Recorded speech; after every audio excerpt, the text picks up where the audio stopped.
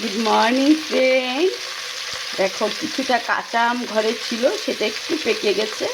তখন আমি দেখো এইভাবে কেটে নিয়ে আমটাকে পাঁচফোড়ন দিয়ে আর তেজপাতা ফোড়ন দিয়ে আমি আমটাকে বসিয়ে দিয়েছি। একটু নুন দিয়েছি। এবার ভালো করে একটু কষিয়ে নেব। নিয়ে আমি অন্য একটা পাত্রে গুড় দিয়ে আজকে আমের চাটনিটা করব। গুড়টাকে ভালো করে ফুটিয়ে করে নেব, মানে একটু তার মতো করে নেব। নিয়ে আমি আজকে আমের চাটনির সাথে মিলাবো। আর এইদিকে দেখো একটা পাত্রে আমি জিরে, ধনে আর মহুরি আর শুকনো লঙ্কা শুকনো খোলায় তেলে রেখে দিয়েছি। একটু ঠান্ডা হবে, এটা আমি মিক্সির জারের মধ্যে দিয়ে গুঁড়িয়ে নেব। লাস্টে এটা আমি চাটনিতে ইউজ করব। তোমরা দেখতে থাকো বন্ধুরা।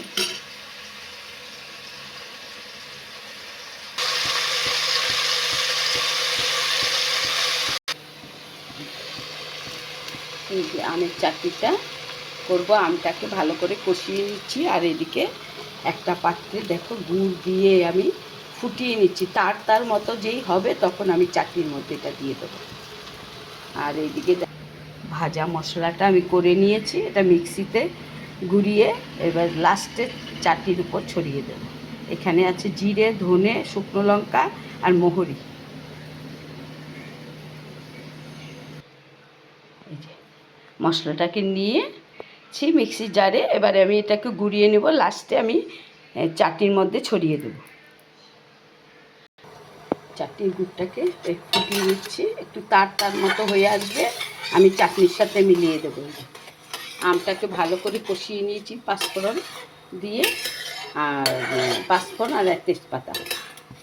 শুকনো লঙ্কা দেইনি, কারণ আমি ওই মশলার মধ্যে গুঁড়ো করেছি, ভাজা মশলার মধ্যে শুকনো লঙ্কাটা রেখেছি। হয়ে এসছে, প্রায় তার হয়ে এসছে। এবারে আমি চাটনিতে দিয়ে দেবো।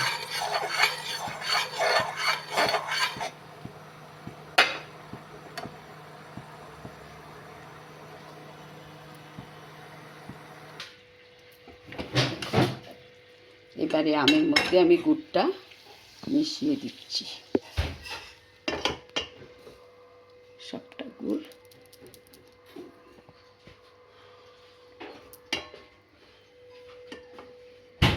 করতে থাকো। রেসিপিটি ভালো লাগলে লাইক, কমেন্ট, শেয়ার করবে, আমার পাশে থাকবে বন্ধুরা।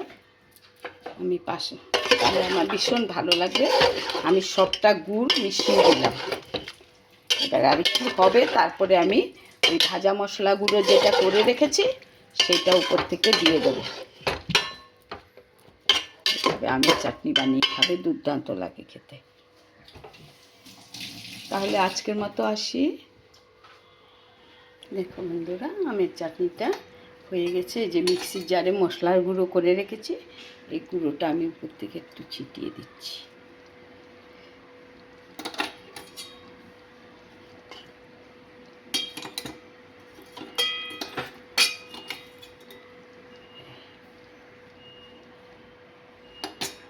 এইভাবে করে নিয়েছি। খাওয়ার সময় আমি নেড়ে নেড়ে দেবো।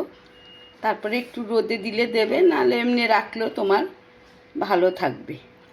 এইভাবে আমের চাটনি করে খাবে, দুর্দান্ত লাগে খেতে। রেসিপিটি ভালো লাগলে লাইক, কমেন্ট, শেয়ার করবে, আমার পাশে থাকবে বন্ধুরা।